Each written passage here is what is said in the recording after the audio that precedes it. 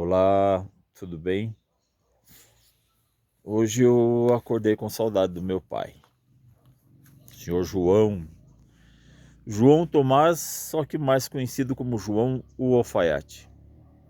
Sim, ele foi alfaiate.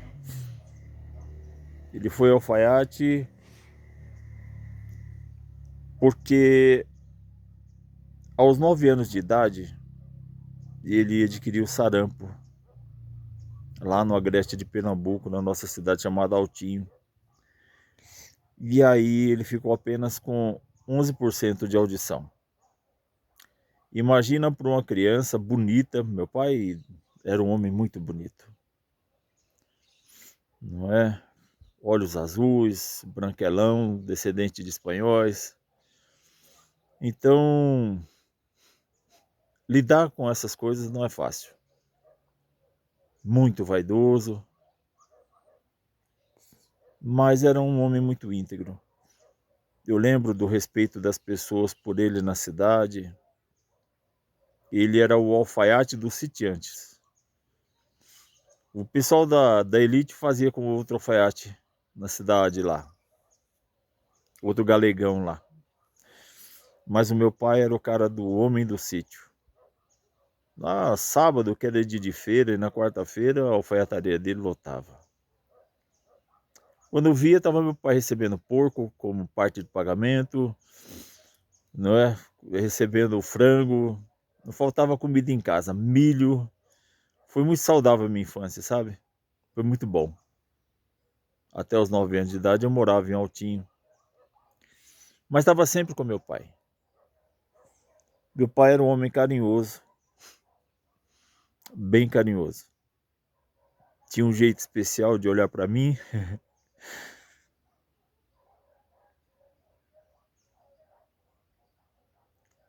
de prestar atenção no que eu dizia, mesmo tão ocupado. Ele naquela máquina de costura, era 12, 13 horas por dia que ele trabalhava. Minha mãe em casa costurando também. Era uma vida muito digna dos meus pais. Mas depois de um bom tempo, as coisas foram acontecendo, né? E começam a aparecer os problemas. Aí tivemos que vir para São Paulo para sobreviver. E muita dificuldade eu vi meus pais passar. Mas o meu pai era incansável no trabalho. Virou feirante, começou a sair de Suzano, ia para o Brás comprar tecido para costurar, para vender na barraca da feira dele. Era uma luta, a vida dos meus pais era uma luta. Mas ele era um homem muito forte. Eu puxei a força do meu pai, e minha mãe também, minha mãe é muito forte. Eu me sinto muito forte, fisicamente inclusive. E o meu pai, quando ele cometia os erros dele, que ele reconhecia os erros dele, ele falava sempre para mim aquele velho chavão, né? Faça o que eu digo, mas não faça o que eu faço. E o meu pai, até quando ele errava, até quando ele cometia aqueles vários deslizes dele, né? Porque ele é humano, né? Ainda assim, o meu pai foi um grande exemplo para minha vida. Então, até para ser pai, eu acredito que eu tenha sido um pai médio. Tem que perguntar isso para os meus filhos. Mas meu pai foi o maior exemplo de pai que eu pude ter. Eu não poderia ter tido um pai melhor, uma pessoa melhor. Ele falava para mim assim: não seja valentão, porque de valentão o cemitério está cheio. Não pegue nada que não lhe pertence. Se você pegar, você vai se ver comigo. E dentro de ameaças educativas, as surras pesadas, porque eu mereci, viu? Eu mereci. Eu era muito sapeca. Ficou uma história de amor fantástica. Eu procurei repetir com os meus filhos. Meu pai teve uma deficiência auditiva. eu tive uma deficiência no cérebro, que é a síndrome de Tourette. E assim como meu pai, eu me tornei eficiente apesar da minha deficiência, porque se essa situação da síndrome de Tourette acelera o meu cérebro, eu fiz muito bom isso, muito bom uso disso. Eu descobri que eu potencializaria a minha vida, né? Adquiria mais virtudes com a capacidade tremenda criativa que eu tenho e escrevendo livros.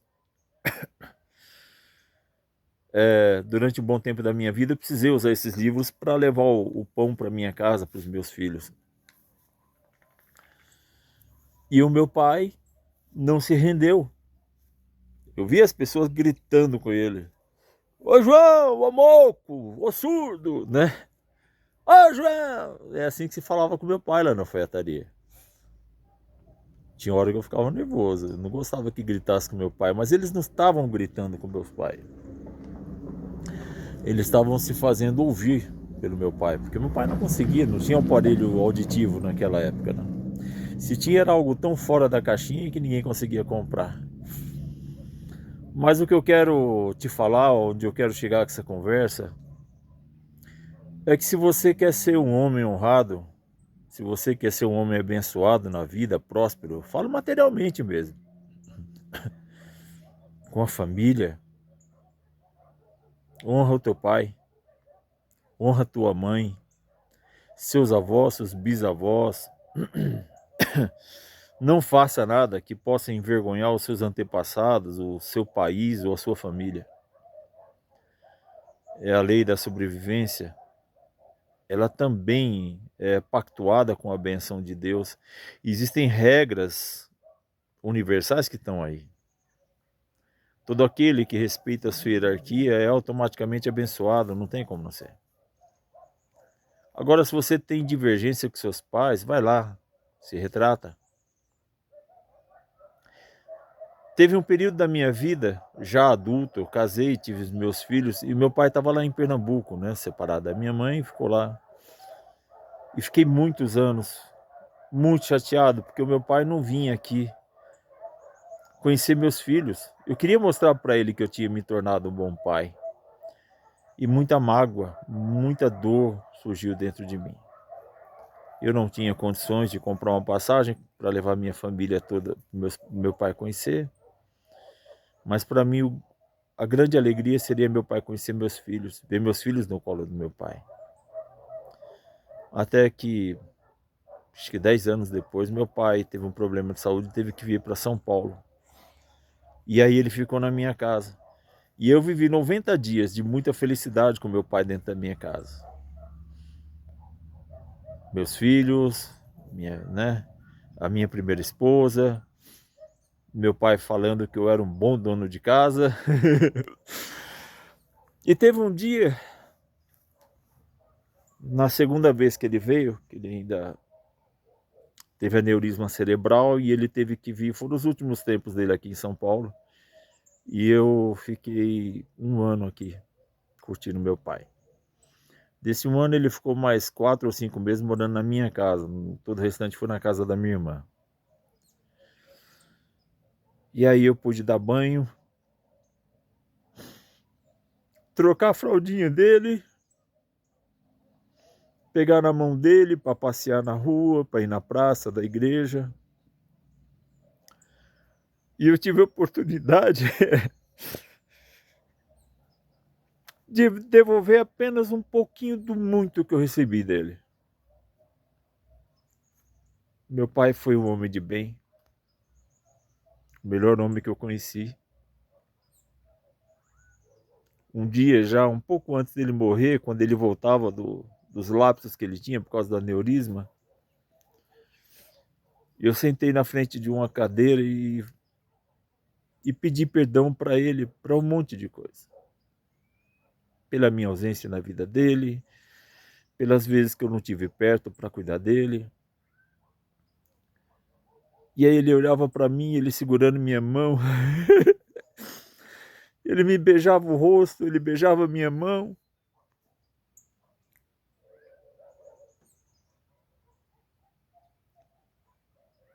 E ele falou: fala, filho, o que você quer que seu pai peça perdão para você? O que te entristece? Eu não esperava isso do meu pai, porque ele era um homem simples. Ele estudou até a quarta série, mas ele tinha lá a sua sabedoria e era inteligente, bem inteligente. Então, foi esse o grande momento meu com meu pai, um ano antes dele morrer, quando eu tive a oportunidade de pedir perdão e de perdoar ele por uma coisa que ele não tinha culpa, talvez, porque eu não sabia as condições dele. Eu não sabia se ele tinha condições de vir me ver, conhecer meus filhos. Eu não administrava os ganhos dele, eu não ajudava ele, mesmo porque também eu não podia, nem tinha condições disso. Mas honrai teu pai e tua mãe, por favor. Você será muito abençoado se você fizer isso. Se você tiver algum problema a ser discutido, se você tiver alguma situação a ser resolvida, se retrata com eles. Não deixe isso além. Não deixe isso muito além. Essa energia desse amor, a energia do perdão, da retratação, da reconciliação vai fazer falta para você num dado momento. Você pode até adoecer por isso. Procuro a ajuda de um psicólogo, de um terapeuta, de qualquer ordem. Resolve isso dentro de você antes que te destrua, tá bom? Para mim foi muito importante. O meu pai e minha mãe foram as coisas mais sagradas da minha vida. Hoje eu tenho meus filhos, eu tenho minha família, que também são, mas são amores diferentes. É o conselho que eu te dou. Fique em paz com seus pais. Você pode sentir falta disso um dia. Eu te agradeço por estar prestigiando aqui essa mensagem, esse canal. Por favor, se inscreve, acompanha meus vídeos, me ajuda a levar essas mensagens que Deus está me inspirando para vocês. Deus te abençoe e muito obrigado.